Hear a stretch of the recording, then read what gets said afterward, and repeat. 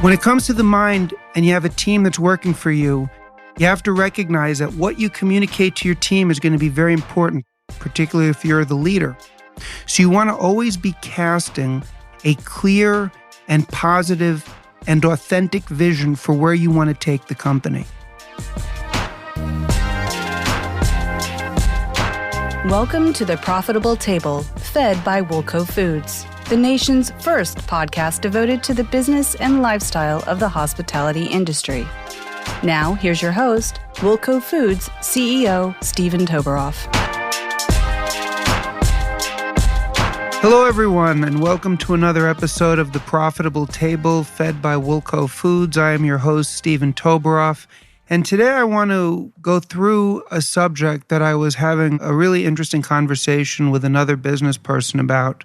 They had actually listened to an earlier interview that I had done, one of the first interviews, with Dane Chang, who's a professional bodybuilder and a terrific guy. And one of the subjects that we got into in that podcast interview was the mind and mindset for business and athletics and all of that. And it's obviously a very popular subject and one that there's been a lot written on. And he had some interesting thoughts, and I really did some thinking about it and wanted to do a podcast episode on the subject of using the mind, but in a very disciplined and sort of focused way as it pertains to business.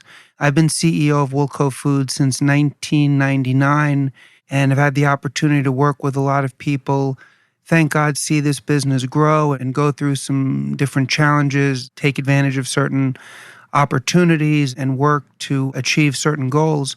And it's a daily process of learning, but I think there are some things that I've learned, and certainly some things I've learned from listening to other people, that I felt would be helpful to share, because at the end of the day, the single most important factor in determining how effective we're going to be on a daily basis is our mindset, is our perspective, is our ability to assess situations, make decisions, and deal with the outcomes of those decisions. And so that's really what this podcast is going to be about. I might intersperse the word me and you, when I'm talking about a subject, but these are all lessons that I've learned and I'm continuing to learn. I think there are a few people in this world that are very high level when it comes to the mind. I'm not one of them. I'm thinking of people like David Goggins, or you could think about maybe people like Bruce Lee, people that are very elite in understanding it and talking about it. And these are certainly people that I've listened to and learned from. But my purpose in doing this podcast is to really keep it on a very sort of basic, simple, but impactful subject, which is how we can utilize our mindset and really discipline our mind to be as impactful as possible from a business standpoint and from a leadership standpoint within our business. That's what I'm going to talk about today. So these are all subjects that I've thought about, lessons I've learned, lessons I'm working on, but these are all sort of related to me. So if I say me or you, I'm really just speaking about myself, because I think that's really the best way to share information. I can recommend books, I can recommend other podcasts and interviews, but if I'm going to speak about something, I really think it's only of value based upon my experiences, and if I'm really qualified to share my opinion. And I think doing this for as long as I've done it gives me some qualification to do that. I hope it's of value. So let me just jump right into it, which is when it comes to the mind and when it comes to business, the first thing you have to understand is you're in control of how your mind is going to work for you in any given moment, on any given day. This took me a long time to learn. I always believed if you wake up in a bad mood, or if you're thinking certain things, or if you're feeling a certain way, then that's just how it is. And in fact, nothing can be further from the truth. The mind is constantly seeking to be directed. And if you don't direct it, it's going to take you wherever it wants to go. There's a terrific book I read many years ago called Thoughts Without a Thinker.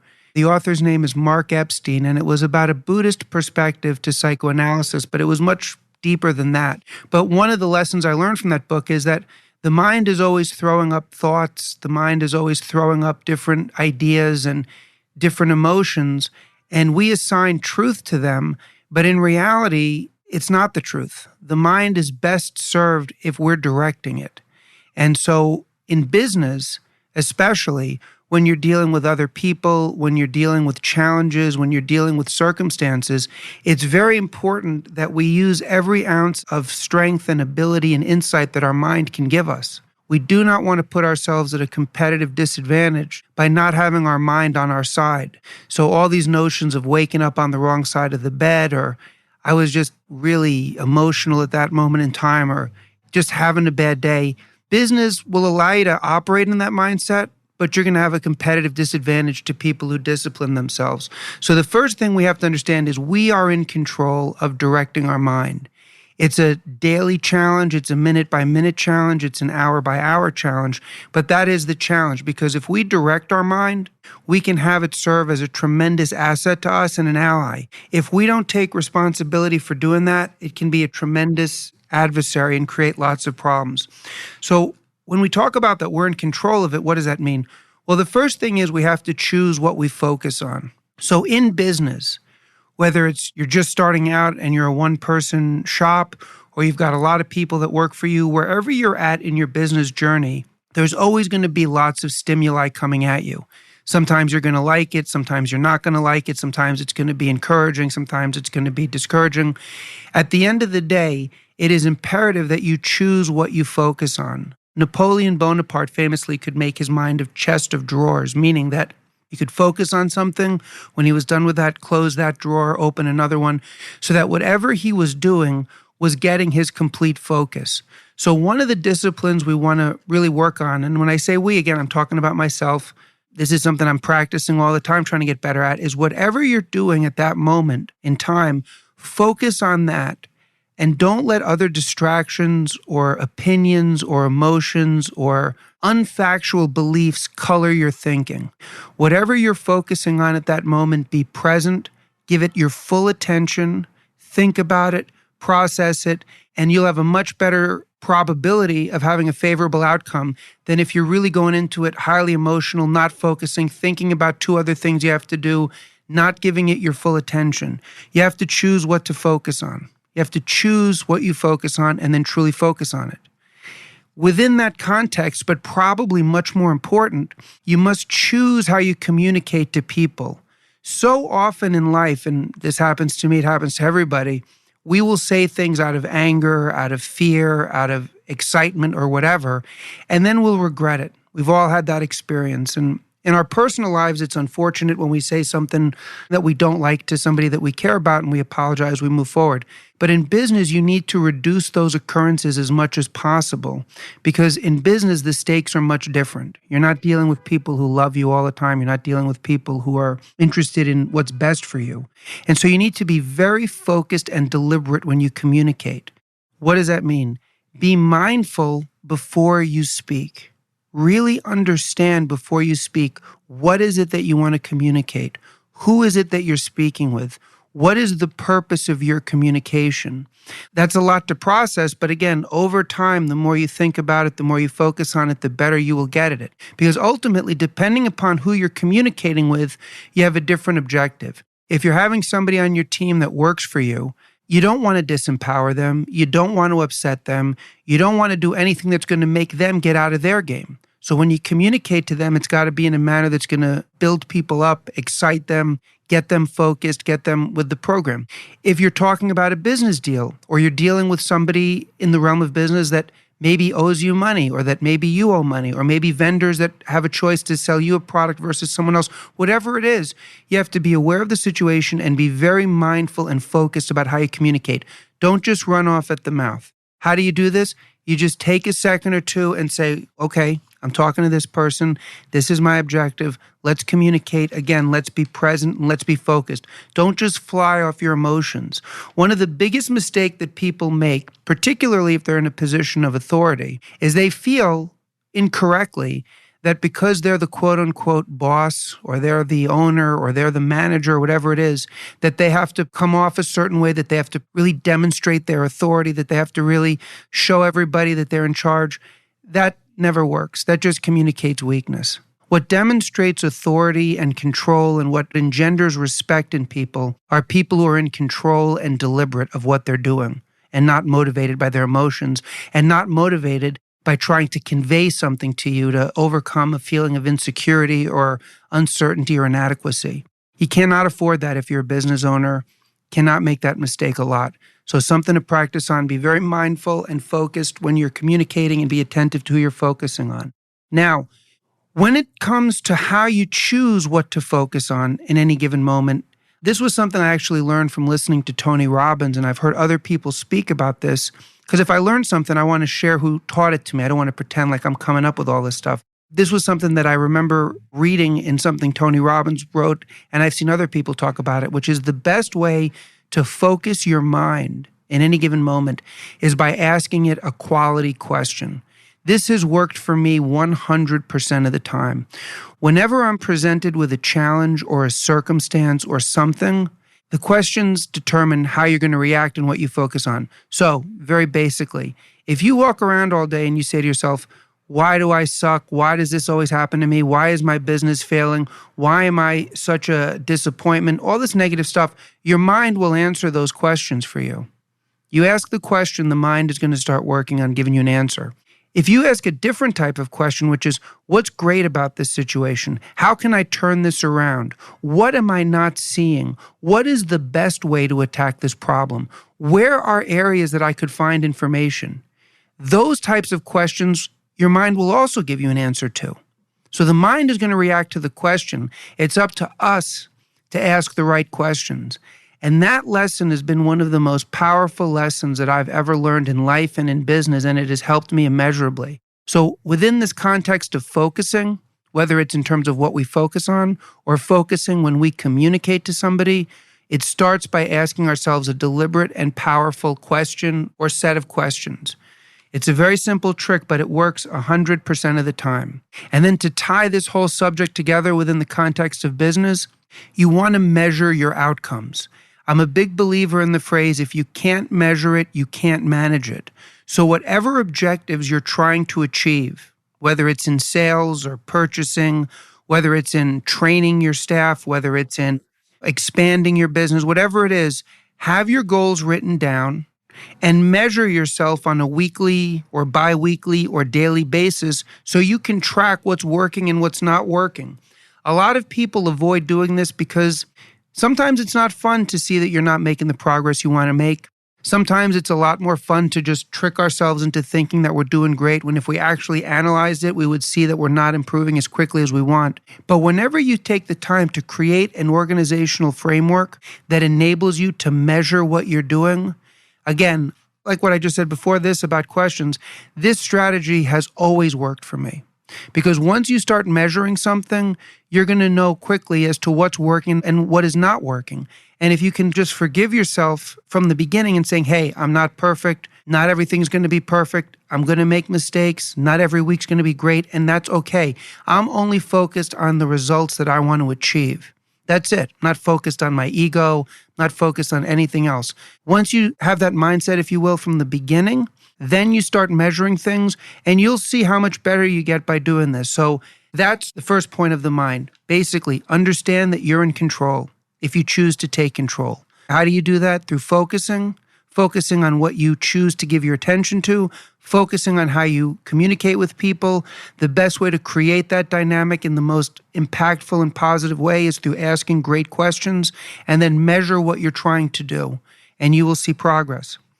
The second thing that really helps when it comes to the mind is being disciplined about what you consume. I'm an only child, and one of the things that I used to love to do as a kid, I'm 50, so in the 80s and late 70s, would watch a lot of television. I was a kid, I would be home, you would watch TV, and whatever's on, I'm watching and I'm consuming that.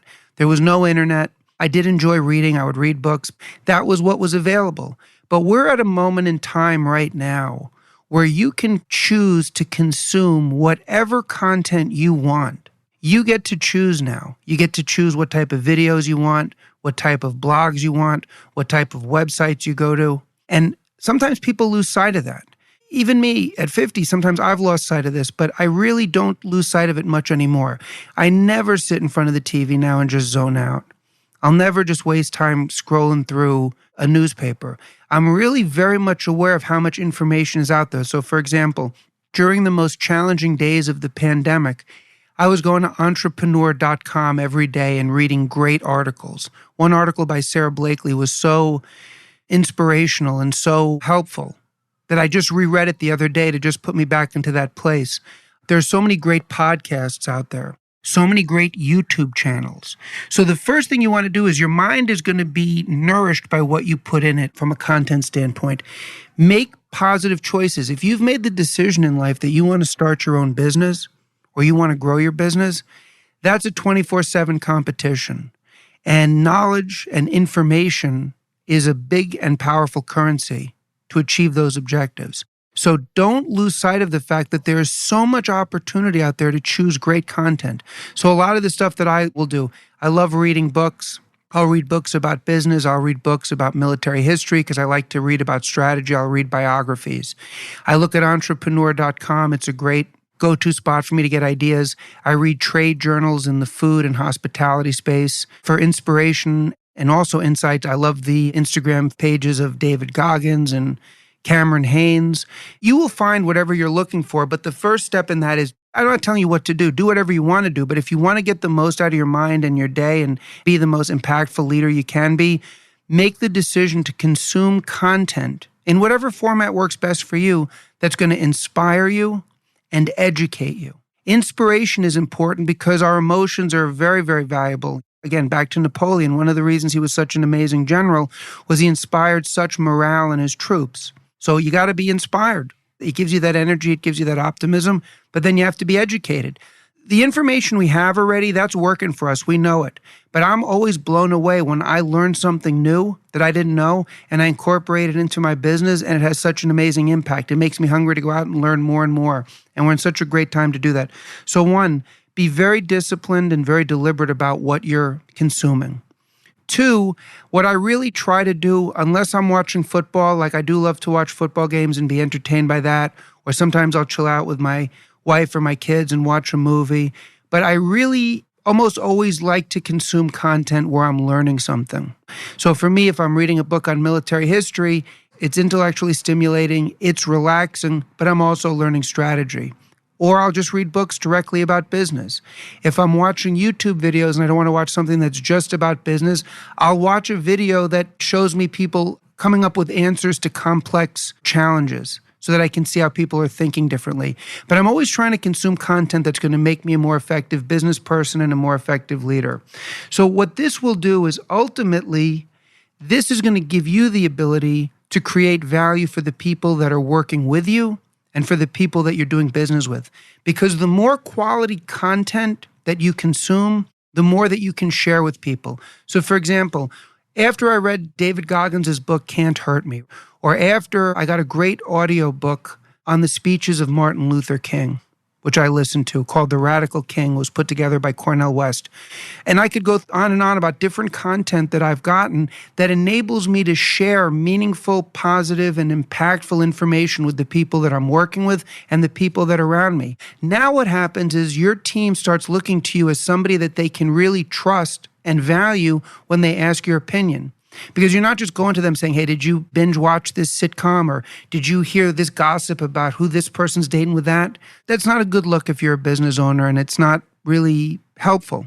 But if you're constantly somebody that is offering insightful solutions or making quality recommendations, or if somebody comes to you with questions on anything related to business or strategy or thinking, and you have quality answers or at least can direct people in the right direction, now you're going to have their respect. And it's going to make people want to come to you more. And also seek out people that you can learn from. I love to learn. So one of my favorite things to do is find somebody who is an expert or more knowledgeable than I am on any subject. Get them to talking and just ask questions and listen. I think a lot of times, one of the things that I used to be guilty of when I was young is I wanted to show everybody how smart I was and how knowledgeable I was. And so I would do talking. And I had an uncle who said to me, you don't learn from talking, you learn from listening. That's something that I've always remembered. So again, seek out people that are expert in what you want to learn or more knowledgeable. But for the purposes of business, again, bringing it back to business, if you make the decision to consume quality content and build up a real treasure trove of information and motivational tools and ways of looking at things, then when your team come to you, then when your colleagues or coworkers or competitors or vendors work with you, they're going to see that you're somebody that knows what they're doing, somebody that has information, that's somebody who's thinking. They're going to view you as a valuable person in that regard, and it will enhance your ability to interact with them in every conceivable way. The third thing is we have to establish priorities in life. I don't know how people get bored. I really don't, because there's so much in life that is fascinating to me. So many hobbies I have, so many interests, so much I want to learn. And I'm sure people who are in business and entrepreneurs can relate to what I'm saying there. But at the end of the day, once we've taken on the challenge of growing our business, or we've taken on the challenge of achieving a goal, then we have to set priorities. Because something I learned and was really underscored to me over this past year is how competitive business is. And I've known that all along, and people talk about it. But for real, business is very competitive. And you have to accept that. Doesn't mean that competition is good. One of the best books I ever read on business is 0 to 1 by Peter Thiel. And also another great book is Blue Ocean Strategy. So I'm not talking about competition in terms of seeking it out and wanting to be in a competitive situation in business. I'm just saying that the nature of business, the nature of life has a competitive edge to it, has a competitive element to it. And the more you can enhance your ability to compete, the better you're going to be. And one of the ways you do that is prioritizing what you do. So what I've found for me that's very important is I do make certain things priorities because they're going to absolutely enhance what I need to do in business. One of those is physical fitness. Making time to exercise 4, 5, 6 days a week, I think is extremely important because ultimately what you need to be effective in business, just like in sports, just like in academia, just like in anything, is energy, stamina. Those are things that are essential. Well, if you're not giving yourself an opportunity to get physically fit and exercise and circulate your blood and get stronger, you're not maximizing the amount of energy you have in business. And I get it. There have been times in my life when my children were born, when we moved from New York City to Jersey City. There are moments in time when you are so pressed for time that it's very hard to make the time for exercise. And I'm somebody who likes sleep, and we'll get into that in a minute. But if you're really honest with yourself, and I had to be honest with myself at times, I think we can all find a half hour, an hour a day to get the body moving and working. And in business, I believe that the people that are physically fit, that have tapped into that, have a competitive edge over people who have not. Not in every case, not in all cases, but in most cases. And so it's something I highly suggest prioritizing. It's something that I prioritize, and I want to have energy. I want to be able to really have the stamina and the ability to focus on something and the ability to engage in something for a long time and not just have to take myself out of the game because I'm just too tired or I got to take a break because I can't handle it. Physical fitness helps you with that. The second thing that you have to prioritize, we talked about the content we consume in our mind. Nutrition is a huge thing. I don't have a perfect diet.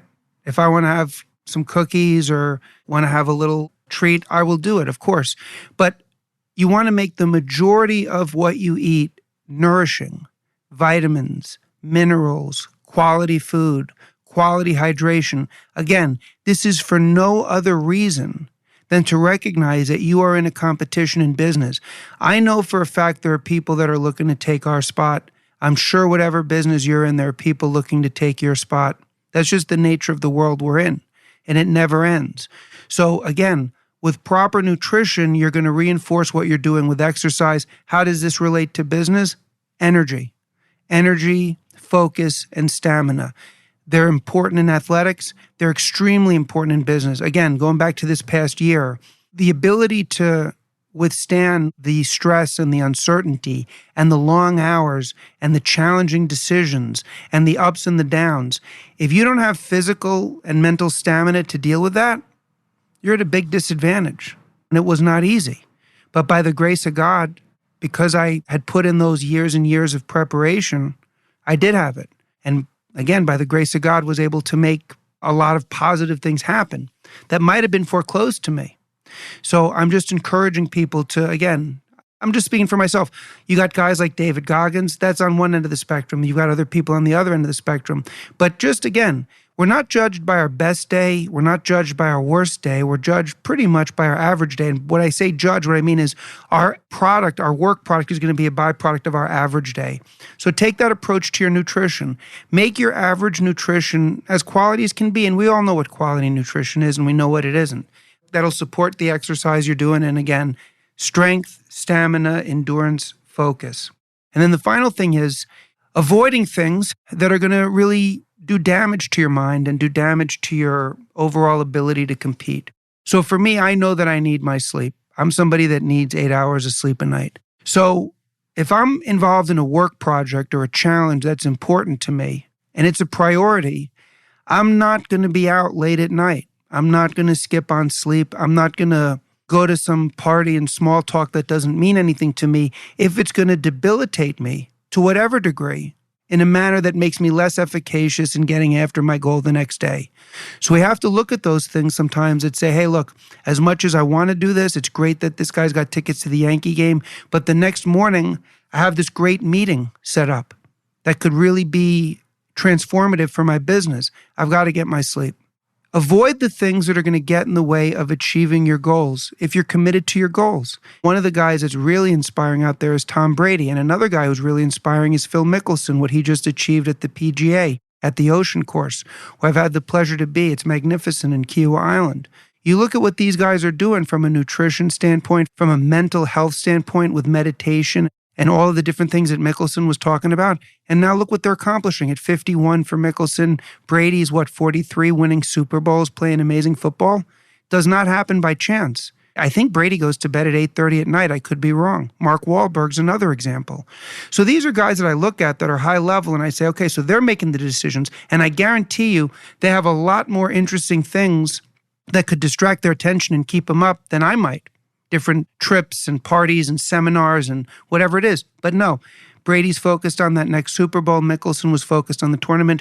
And guess what? We're focused on what we're trying to do. So that's why it's good to look at these people, because it's not always about comparing yourself to a Tom Brady or a Phil Mickelson or a Mark Wahlberg or whomever, but it's identifying certain character traits or attributes or behaviors that they embody that we can all embody. One of them is discipline. You don't have to be a great quarterback to be disciplined. You don't have to be a great quarterback to be dedicated. You don't have to be a great quarterback to put in effort. And those same skills apply to business. So again, something that I've thought about a lot, avoiding those things that are going to get in the way of me putting in my peak performance when I need to do it. And it's just a matter of priorities. When it comes to the mind and you have a team that's working for you, you have to recognize that what you communicate to your team is going to be very important, particularly if you're the leader. So you want to always be casting a clear and positive and authentic vision for where you want to take the company, where you're taking people on this ride. That's the responsibility of a leader, whether it's in the family, whether it's in the business. People are looking at you and they want to know where you're taking them. So the most recent example is when we were in the midst of the pandemic and things were very bleak and a lot of negativity out there, I just kept telling my sales team, listen, forget all of that. Keep reaching out to people on the phone, through Zoom, through emails, make connections, be a voice of certainty and solutions, listen to people, engage. Not everything has to be transactional. Because I said at some point this is going to end. And if you put in the work now when it's difficult, you will reap those rewards. But if you're not willing to plant the seeds now, you're not going to get this unbelievable harvest when it happens. And it's going to happen. And by the grace of God, it is happening now. And these guys see it. And they did put in the work. And we are reaping it. But that was a vision that had to be cast. Because obviously these are people that have families to support. They're facing the same challenges everyone else is. They're concerned. And if you're not casting a vision for people that's believable and authentic and that you buy into, where are you leading them? What are you doing? But if you do that, and then you get people to buy in, you're going to have your business move forward in a much more impactful and positive way. But you have to be aware that it's up to you to cast that vision. Then you have to tell people, once you've cast the vision, everybody needs to know, okay, this vision sounds great. What's my role in it? What do I have to do? Back to my example. This thing's going to end. When it ends, the hospitality is going to be booming. Between now and then, what you need to do, call people, email people, DM people, Zoom people, speak to people. Those were the activities. And you could take the same thing for anyone else. Once people buy into your vision, and that's phenomenal, then they need to know specifically, what do I need to do to make this vision a reality? So then you need to communicate to your team, and there's different things that need to be done for different people in different organizations and different teams. But people are looking for that specific thing. And then have the weekly or the daily or the bi-daily or whatever it is, follow up. How's that going? What are you doing? What's working on? Because at the end of the day, people do want to take action. Action is a huge thing to get everybody's mind focused in the right direction. If you give everybody a great vision and they don't know what to do, you're going to lose that momentum. But if people know exactly what they have to do and they know that you're engaged in what they have to do, then you're going to start seeing those two things combine. So it's getting the mind focused on, okay, this is where we're headed, but these are the things you specifically need to do to make it happen.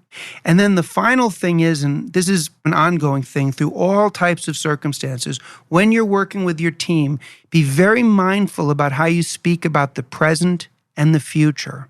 The present and the future. Again, this is about being mindful and this is about being disciplined. People are looking to you as the leader of the company. Okay, what are we doing? They want to know that you have a plan that's working on a daily basis, that there are systems that are in place on a daily basis that they have to do, and talking about the future. So that's kind of like casting the vision before, but this is something that goes on all the time. Okay, so this is where we're at in the journey now. So what I'm saying to people on our team right now, and again, I'll focus on the sales team, I'm saying, look, right now we have another phenomenal opportunity. There's all kinds of chaos in the market.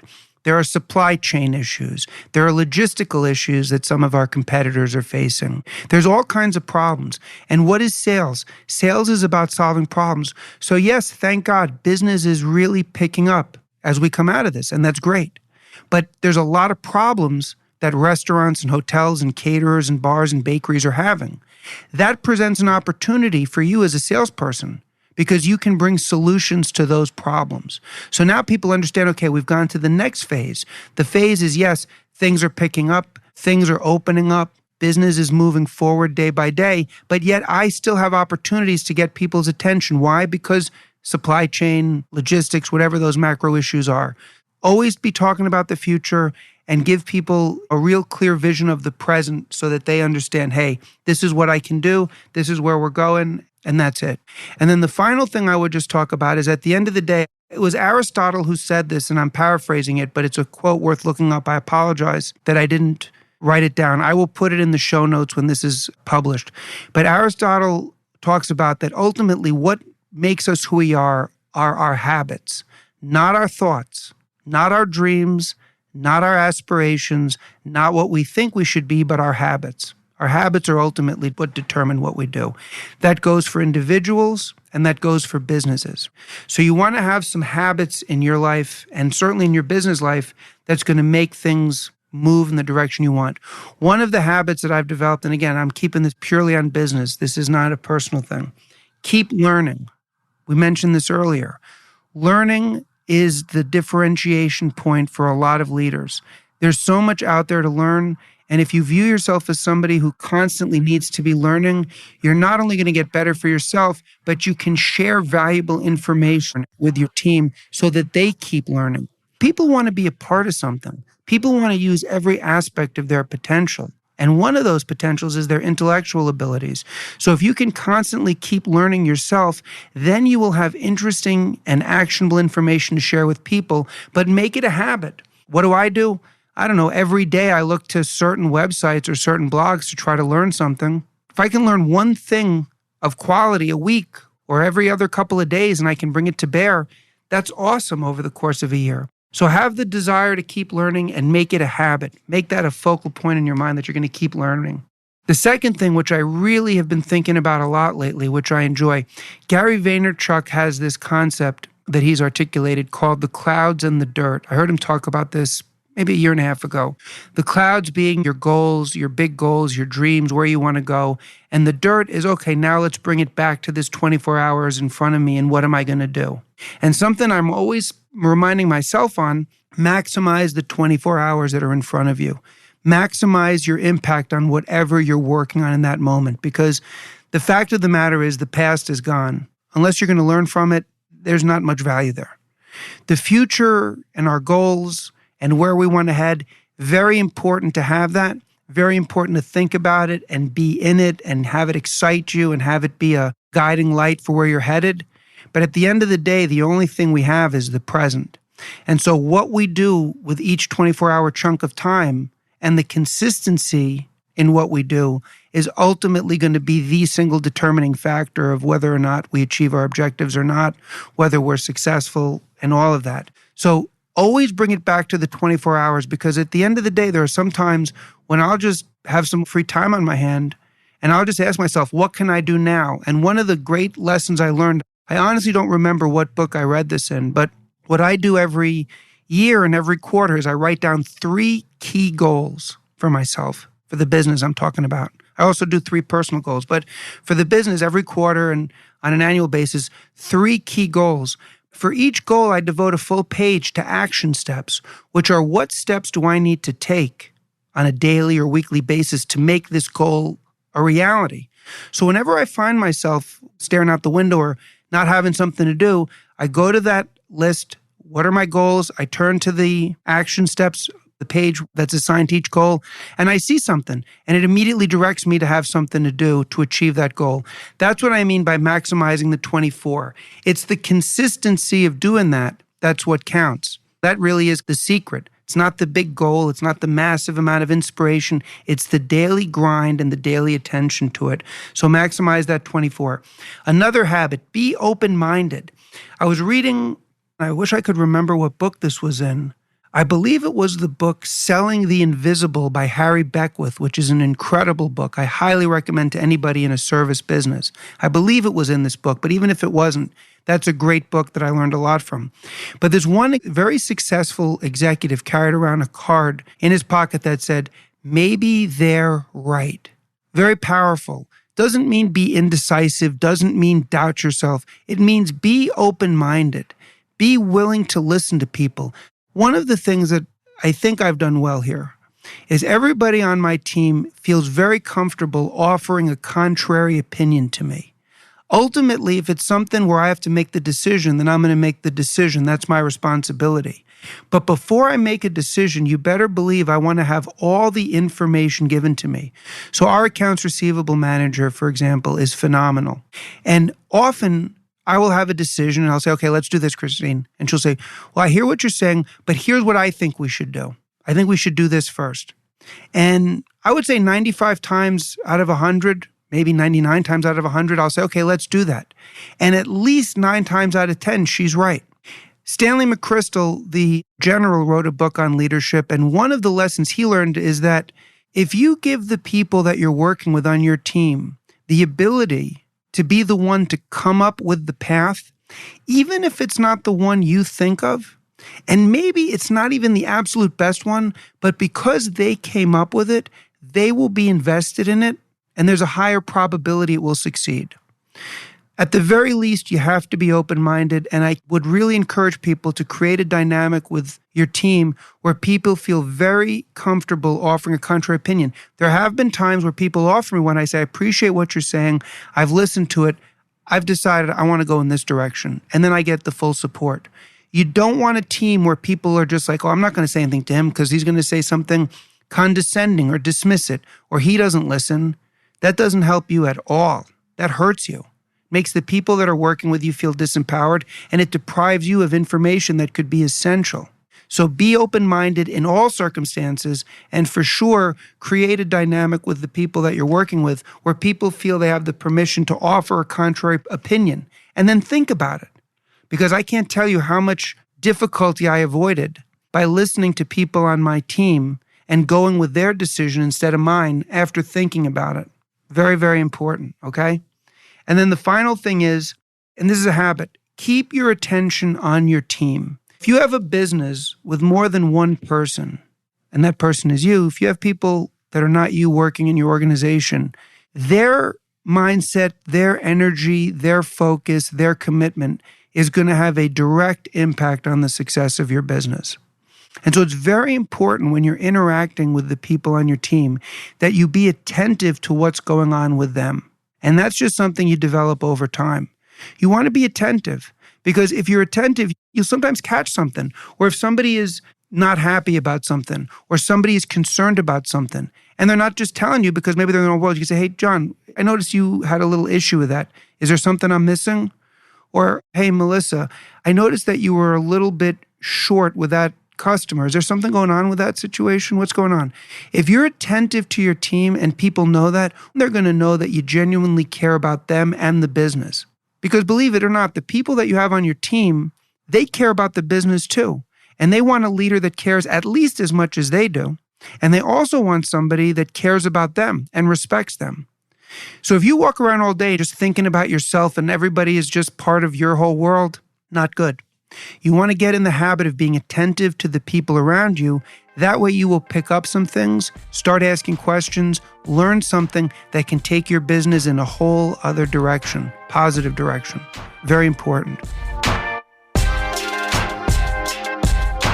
So those are my thoughts on this subject. And I'm really glad that I shared this because it got me thinking. And I would very much love to hear what you guys think. If there's any additional tips or tools or strategies that you have in terms of getting yourself mentally primed for business, any books you could recommend, anything on this subject that gets you thinking, I would love to hear your views on it. So please email me at steven@woolcofoods.com, or you can DM me at woolcofoods on Instagram. And most importantly, everybody, have an awesome, awesome day. Thank you for listening to The Profitable Table, fed by Woolco Foods. Please be sure to rate and review the show on Apple Podcasts or your favorite podcast app. And to learn more about Woolco Foods or Steven Toberoff, please visit us at woolcofoods.net.